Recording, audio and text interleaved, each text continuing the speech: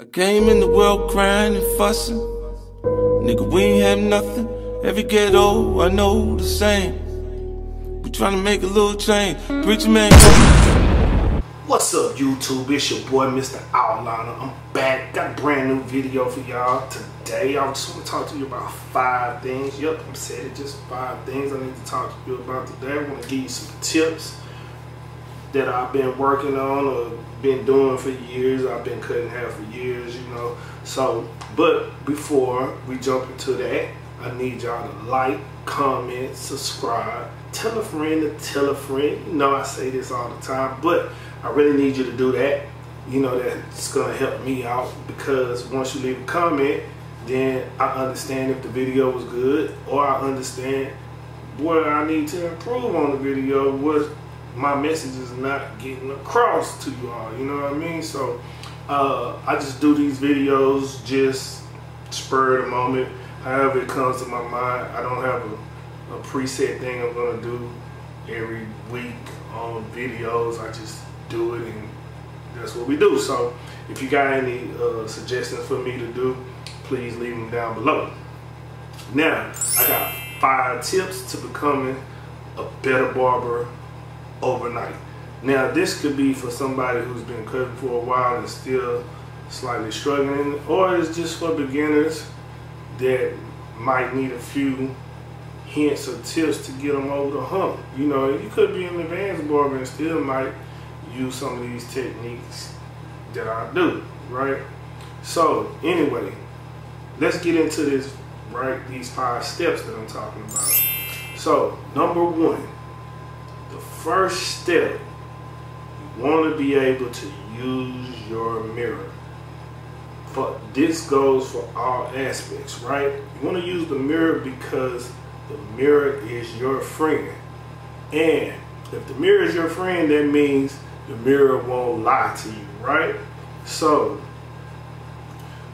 we use the mirror because it's not going to lie to us. So in the mirror, if you're looking in the mirror, I'm looking at my beard. If these lines are not consistent on both sides, you know, then it's crooked or it's off. It's going to show me directly what's right or wrong about it. So if you see a line in the fade here, you need to focus and hit it out some more. If you see it's crooked, your line up in the front is crooked, hey, you need to fix it. The mirror is going to help you out a lot. So that's my first tip, right? My number 2 tip is stretching the skin, right? You want to stretch the skin in order to help you out, get some of the parts of the head that might have little dents or creases in it or any type of indentions in it. You might want to pull the skin to help you get into that part. Even if it doesn't have any dents in it or anything like that, you still want to stretch the skin because it just helps you fade a whole lot better, right? So a lot of times on my video, you might see me holding the person's head on the video, and it may look like I'm just holding it to keep it still, which is true also. But also, I'm using my thumb to pull the skin. So let's say, for instance, on my face, when I'm using the razor, this is just for the line part. You know, I'll use the razor, so I'll pull my skin like this. So for one, it makes it tight. See that? So when I use the blade, it slides right down, whether I'm using gel or not, right? So you want to stretch the skin so you can get into the parts, right? Now, step number 2 leads me directly into step number 3. Step number 3 is using the corners of the blade. Now, this is important because using the corner of the blade, let me show you exactly what I mean. So if this is the blade, you want to use about that much of it, right? Using the corner of the blade gives you control over the haircut, over the fading process of it, right? It lets you control how much hair comes off at one particular time. So if it's a little part that you need to feather out, you're using the corner of the blade just to feather it out, right? That's what you're doing. So using the corner of the blade has a lot of benefits. A lot of times, if you use the whole blade, it'll end up making a whole nother line in the haircut. So you might be doing a light fade or whatever, ball fade or whatever, and if you use the whole blade, sometimes it just ends up making another line, or you end up going too high, something like that. So you have to incorporate using the corner of the blade. Now, step number 3 leads me into step number 4. But let's go back over these first 3 steps. The first step was use your mirror. The second step was stretch the skin. The third step was use the corner of the blade, right? So step number 4 would be to make sure you always comb and fade, or brush and fade. Preferably a comb, especially when you first start a haircut, because using a comb first allows you to comb the hair and touch the scalp, so the comb will pick up any abrasions or bruises that's on the scalp, right? So if you run over it and let's say somebody has a wingworm or a bump or anything like that, the comb will be able to pick it up and let you know what's under the hair, right? So anyway, you want to use the comb and fade method, or brush and fade method, right? Because that's going to allow you to keep the hair in its natural pattern. So when you're fading, you're going against the natural pattern of the hair, right? So if the hair is coming down this way, you want to fade up this way, right?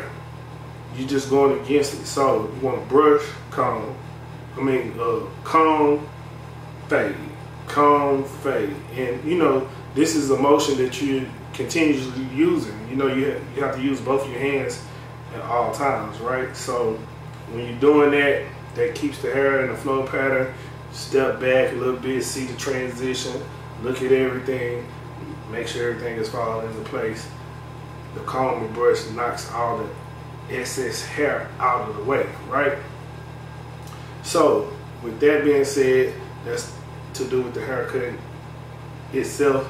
And step number 5 is getting the lineup right? So a lot of people come to me because I call myself Mr. Outliner, because I specialize in outlines on the haircut, right? And a lot of people always ask me, hey, how do you get the haircut so crispy? Did you spray on color, or hey, did you modify your blade some type of way or something like that? And some of that is yes, some of that is no. I just been cutting hair for a long time and I just know how to perfect that part, right?